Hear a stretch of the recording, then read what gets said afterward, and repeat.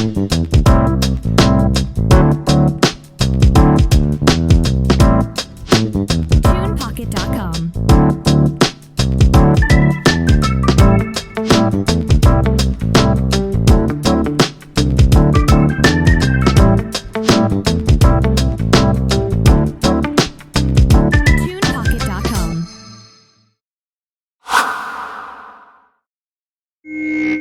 Good day, and welcome to another episode of the Sean Farrell Podcast. I am Sean Farrell. God is great all the time. All the time, God is great. And let's get right to it. So I saw a post by the Real Depression Project, okay? And it said, having compassion and empathy for why someone behaves the way they do based on their experiences never means you have to tolerate the behavior or hold space for it. You can absolutely have compassion and set a boundary. This is what it means to also have compassion for yourself. And so when I read that by the Real Depression Project, it made me think of the incident that we had at the Survivors of Suicide Day last year in November, where this one lady who was at the event just started going off on because she wasn't happy about some things that were being done. And it was just a simple misunderstanding. And that simple misunderstanding, a disturbance was caused. And so looking back on that, I kind of wonder,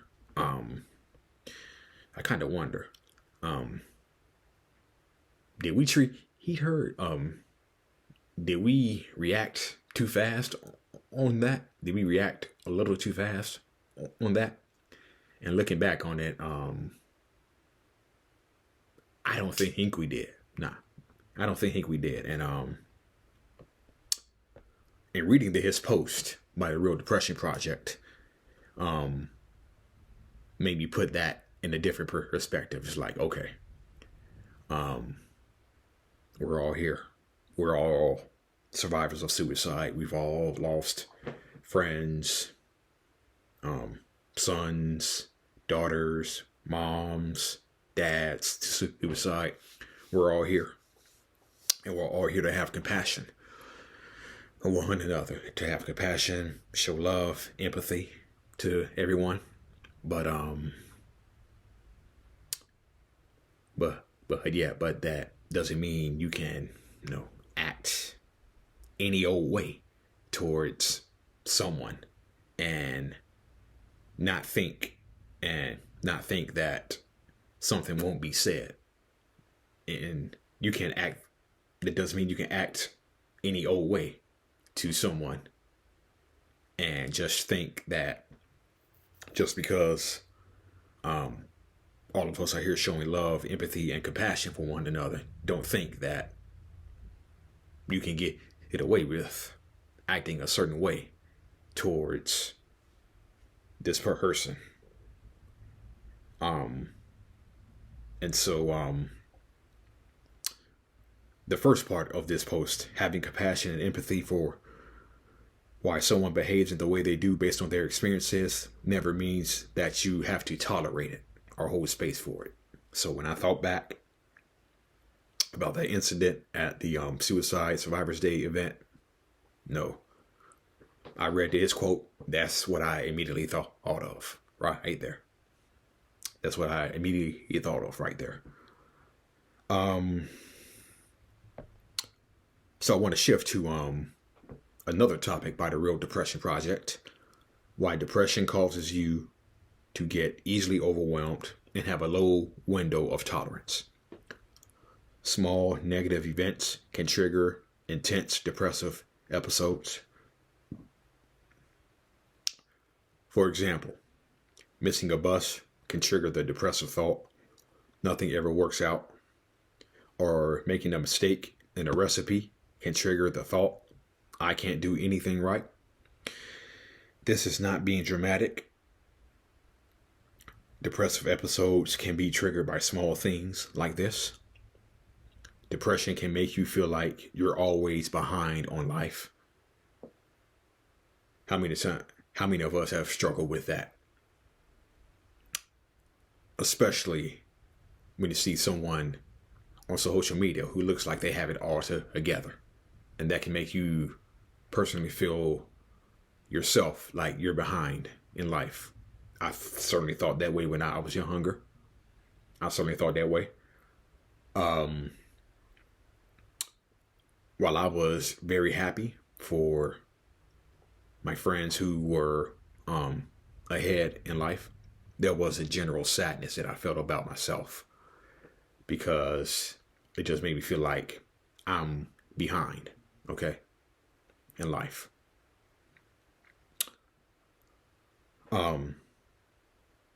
This can make you feel not only constantly overwhelmed, but also trapped because you may know what needs to be done, but your symptoms get in the way, like extreme fatigue. Depression can make you solely focused on survival. That is, it can be overwhelming to think about and work towards future goals when so much of your energy needs to be focused on surviving the present. This is especially true if you have severe depression and struggle to envision a future at all. Depression can make you feel numb and disconnected from the world. And while you may not feel the intensity of overwhelm, it does make the idea of doing anything overwhelming, like brushing your teeth, combing your hair, taking a shower, washing dishes, getting out of bed, walking to the mailbox to get the mail, cleaning up the house, fixing meals,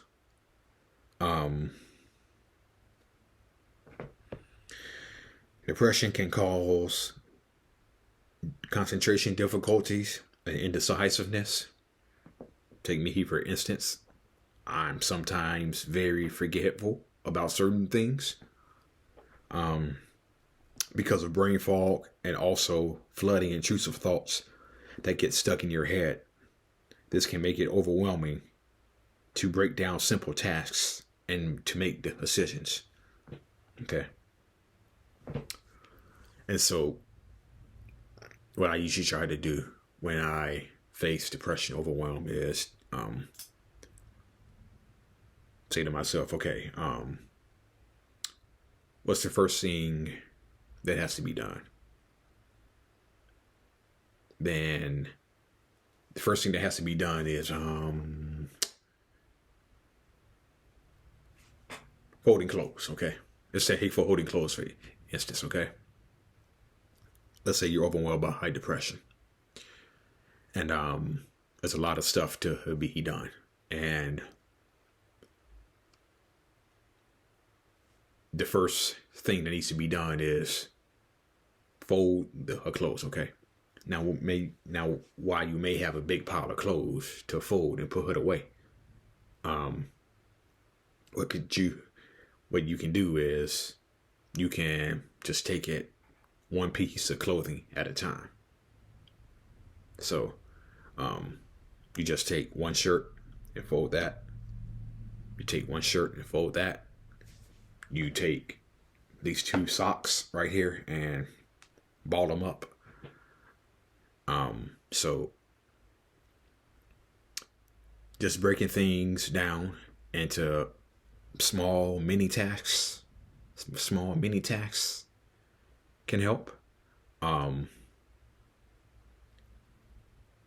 Then there are the days where you just can't do nothing. Okay, your depression is just so overwhelming you can't do nothing. And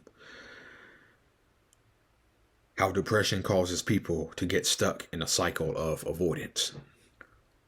Depression can make the little things feel easily overwhelming. Brain fog makes it difficult to engage with tasks. Extreme depression also causes major problems. Depression can make the world feel so overwhelming that you want a safe space. Now, I mentioned in the last video that I went to Nashville and how good it was for me mentally, physically, emotionally, whatnot. When I first got out there, I was when I first got there, I was told that I was going to be at the bottom, sleeping at the bottom, and for the next 48 to 52, 72 hours, that was a safe space. That was a real safe space. That was a real safe space, okay? And it felt so good to come to that safe space and not hear noise, not hear passing cars, not hear music blaring, okay? So making you spend longer in bed where you can just exist and causing you to fall out of rhythm with your day-to-day responsibilities. And let me just say this before I can continue, okay? Let me just say this. Another thing that I noticed while I was in Nashville, okay?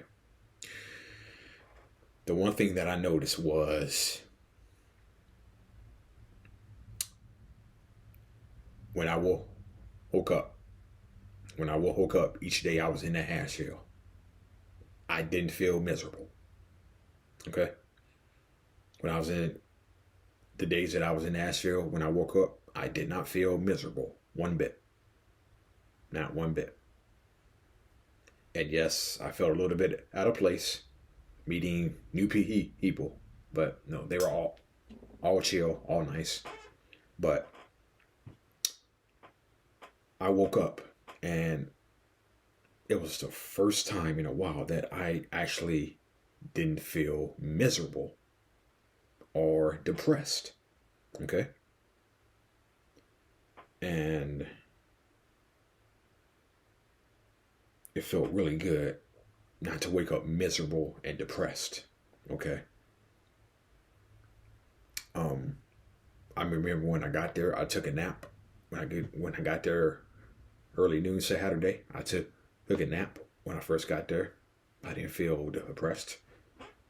I woke up Sunday morning. I didn't feel depressed or miserable. And for the return trip, Monday morning, I didn't feel depressed or miserable. Okay?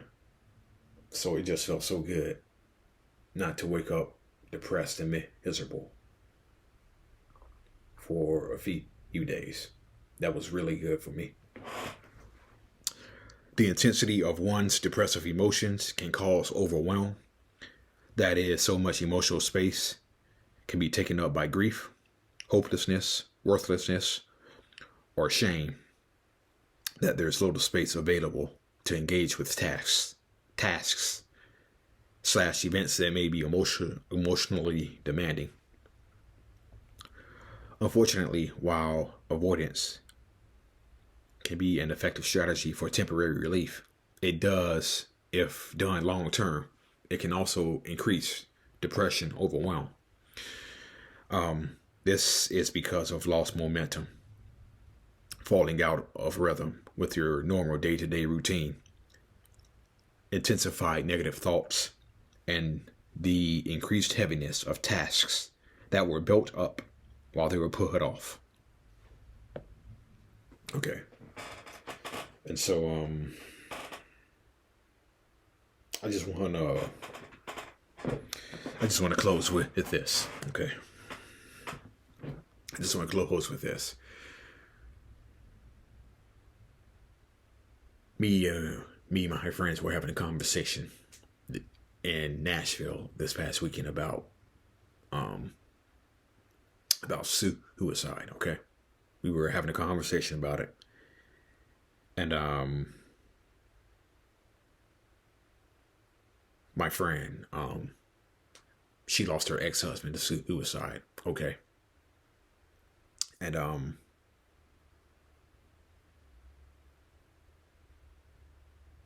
whenever that date comes up, I know that brings out so many emotions for her. I know that brings out so many emotions for her, losing her ex-husband of suicide. Brings out several emotions. Really can't imagine what she has to deal with. Really can't imagine what she has to deal with. And so we were talking about this past weekend, and we were talking about um how much of an idiot I felt when I lost thousands of dollars um to a scammer back in 2022. Okay. And um when I told friends this, they were like, "Oh no, no, you're not an idiot. You're not an idiot. You're not dumb. You know, oh, don't say that about yourself. Yeah, yada yada. Mm-mm, mm-mm, mm-mm. Unless you've been scammed out of thousands of dollars, okay? Unless you've been scammed out of thousands of dollars. And then when you're scammed out of thousands of dollars, you immediately want to go to the kitchen and get a knife, okay? Okay. So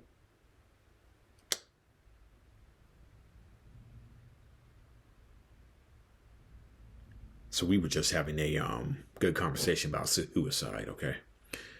And we were just talking about how real conversations need to be had. Talk saves lives.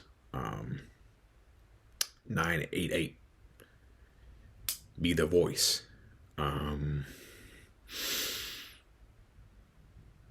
And so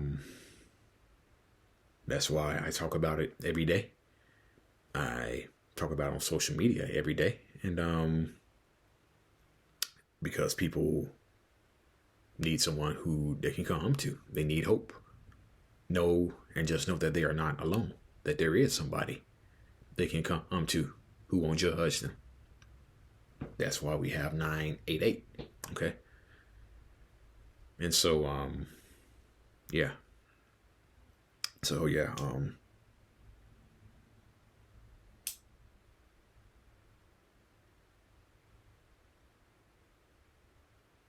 yeah. All right. That's it. That's all for the Sean Farrell podcast. Peace out. See y'all on the next one. I'm gone.